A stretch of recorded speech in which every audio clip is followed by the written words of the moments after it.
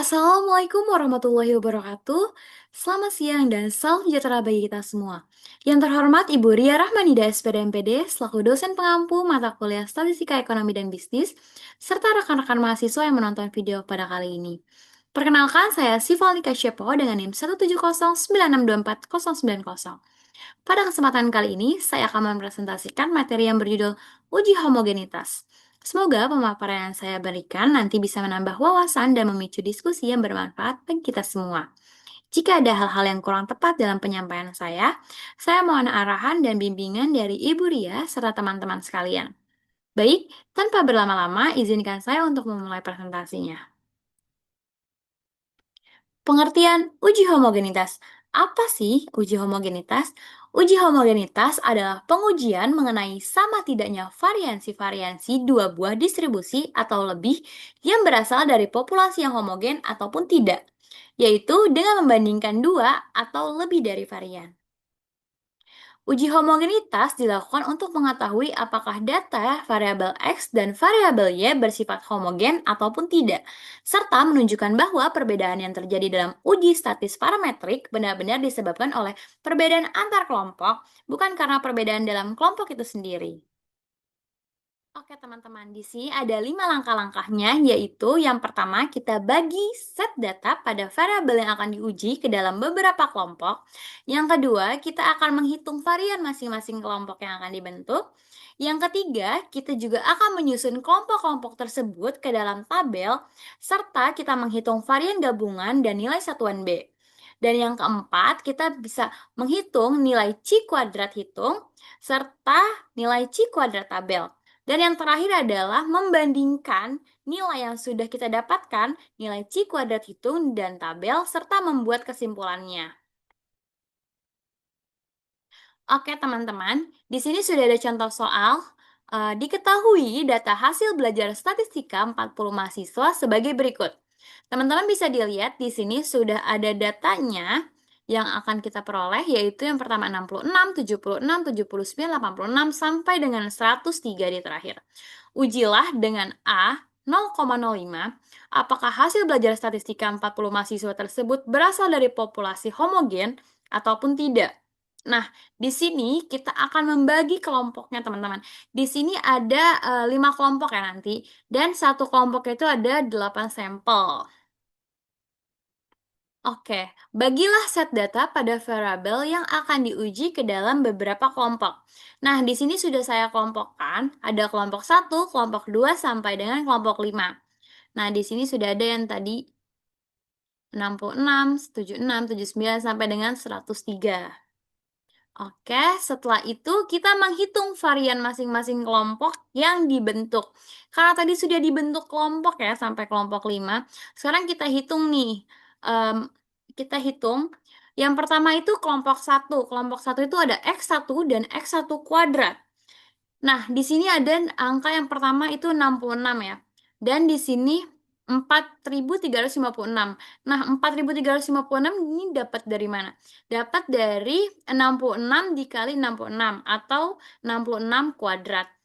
Oke, sama halnya dengan kelompok 2, kelompok 3, kelompok 4, sampai kelompok 5. Nah, setelah kita dapatkan semuanya, habis itu kita jumlahkan. X1 itu dari 66 sampai dengan 107 hasilnya berapa?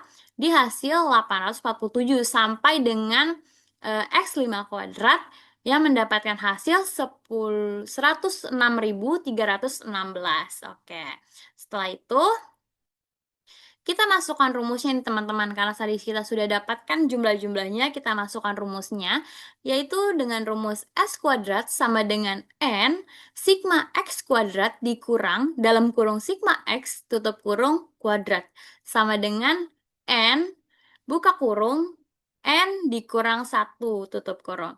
Nah, S kuadrat ini adalah varian sampel. N itu adalah banyaknya data, dan sigma X adalah jumlah seluruh nilai data, dan sigma X kuadrat adalah jumlah kuadrat seluruh nilai data. Nah, setelah kita tahu rumusnya, kita akan memasukkan nilai-nilainya ya, teman-teman. Nah, di sini saya sudah membuat hasilnya. Nah, di sini ada kelompok 1, kelompok 2, Kelompok 3, kelompok 4, dan kelompok 5. Sudah tertera di sini ya. Di sini ada 1, 2, 3, 4, dan 5. Nah, tadi pertama itu ada banyaknya data dulu. Karena banyaknya data ada 8, jadi 8 dikali 92.877. Nah, 92.877 ini dapat dari mana? Dapat dari sini ya, teman-teman. Yang X1 kuadrat. Ini baru yang kelompok 1 kita kerjain. Dapat dari sini. Nah, setelah itu dikurang 847. 847 itu dari yang sini. Ini kita baru ngerjain yang kelompok 1. Nah, dibagi 8 dikali 8 kurang 1. N dikali N kurang 1. Nah, seperti itu teman-teman. Nah, ini baru pengerjaan kelompok 1. Ini kelompok 2, kelompok 3, kelompok 4, dan kelompok 5. Setelah dapat semuanya, kita susun teman-teman. Susunlah kelompok-kelompok tersebut ke dalam tabel dan menghitung varian gabungan dan nilai satuan B-nya. Nah, tadi di sini sudah dapat 5 ya. Dan di sini derajat bebasnya sama dengan banyaknya data dikurang 1. Karena tadi banyaknya data ada 8, jadi 8 dikurang 1 sama dengan 7. Nah, di sini ada varian S kuadratnya. Nah, dapat dari mana nih 457? Dapat dari yang tadi sudah kita hasilin nih teman-teman. Ya kan, ini kelompok 1, kelompok 2, sampai dengan kelompok 5. Nah, karena sudah dapat, kita cari derajat bebas S kuadratnya. Nah, di sini dapat 3.200,89. Nah, dapat dari mana? Dapat dari 457,27 dikali dengan 7.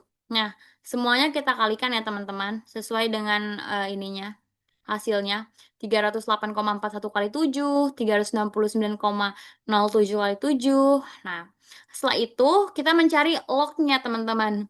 Nah, setelah dapat ininya, setelah dapat hasil DBS kuadratnya, kita mencari log-nya.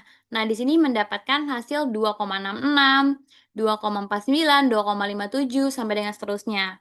Nah, setelah itu kita cari derajat bebas log S kuadrat. Nah, dapat dari mana nih? 18,62. Dapat dari 2,66 dikali dengan 7, gitu. Jadi hasilnya 18,62, 17,43, 17,99, dan seterusnya. Setelah itu kita jumlahkan ya teman-teman. Di sini dapat hasilnya. Oke. Setelah itu, rumus yang keempat adalah kita mencari nih nilainya, varian gabungan dan nilai satuan B-nya. Nah, tadi di sini sudah teman-teman lihat kan, yang tadi kita sudah dapat. Nah, yang pertama itu kita mencari varian gabungan dulu. Nah, di sini sudah ada rumusnya teman-teman. S kuadrat gabungan sama dengan sigma dalam kurung derajat bebas dikali S kuadrat tutup kurung dibagi sigma derajat bebas. Nah, S kuadrat gabungan sama dengan 13.763,26. Dapat dari mana? Dapat dari sini ya teman-teman. Dapat dari hasil yang tadi sudah kita jumlahkan. Dibagi 35. 35 itu dari banyaknya data dikurang 1 kan 7. Nah, 7 dikali 5 kelompok tadi. Nah, jadi hasilnya sekian. Nah, setelah kita mendapatkan hasilnya, kita cari lagi log-nya, teman-teman. Log dari 393,236 itu adalah 259. Oke. Nah, setelah itu kita cari nilai satuan B-nya dengan rumus dalam kurung sigma dB tutup kurung dikali log S kuadrat gabungan. Nah, yang tadi nih teman-teman. Nah, sigma dB-nya itu ada 35 tadi ya, di sini. 35 jumlahnya dikali dengan 2,59. 59 itu tadi yang tadi kita cari ya teman-teman rumusnya. Di sini 2,59. Hasilnya dapat 90,81. Nah, 90,81 ya teman-teman. Nah, setelah itu kita cari lagi nilai C kuadrat hitung dengan nilai C kuadrat tabel. Nah, yang pertama kita nilai C kuadrat hitung dulu ya teman-teman. Nah, di sini ada rumusnya X kuadrat hitung sama dengan in 10 buka kurung B dikurang sigma buka kurung derajat bebas dikali log S kuadrat tutup kurung dan tutup kurung lagi. Nah, X hitung sama dengan 2,3. 2,3 itu dapat dari mana? Kalau kita cari di kalkulator, ini 10 itu mendapatkan hasil 2,3 ya teman-teman. Nah, setelah itu dikurang 90,81. 9,81 itu dapat dari yang tadi hasil di sini ya. Dikurang lagi 90,65. 65 dapat dari mana? Dapat dari hasil terakhir di sini 90,65 jumlahnya yang tadi. Nah, setelah itu 2,3 dikali 0,16, 90,81 dikurang 90,65 kan 0,16 dan mendapatkan hasil 0,37 karena 2,3 dikali 0,16. Setelah itu, nilai C kuadrat tabelnya A itu sama dengan 0,05. Nah, X kuadrat tabel 0,05 dibagi K kurang 1. K itu yang tadi jumlah kelompoknya, teman-teman. Nah, kelompoknya kan 5. Nah, 5 kurang 1 itu 4. Nah, oke. Setelah itu kita mendapatkan kan 0,05 dan 4. Nah, teman-teman, di sini bisa kita cek di tabel C kuadratnya. Di sini kan 0,05. Dan di sini sudah mendapatkan 4 yang tadi di sini. 4. Nah, kita satukan. Nah, di sini titik tengahnya ya, teman-teman, di 9,488. Oke, tadi sudah ketemu kan?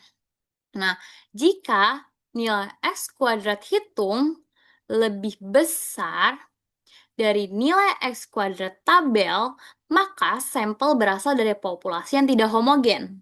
Dan jika nilai X kuadrat hitung lebih kecil daripada nilai X kuadrat tabel, maka sampel berasal dari populasi yang homogen.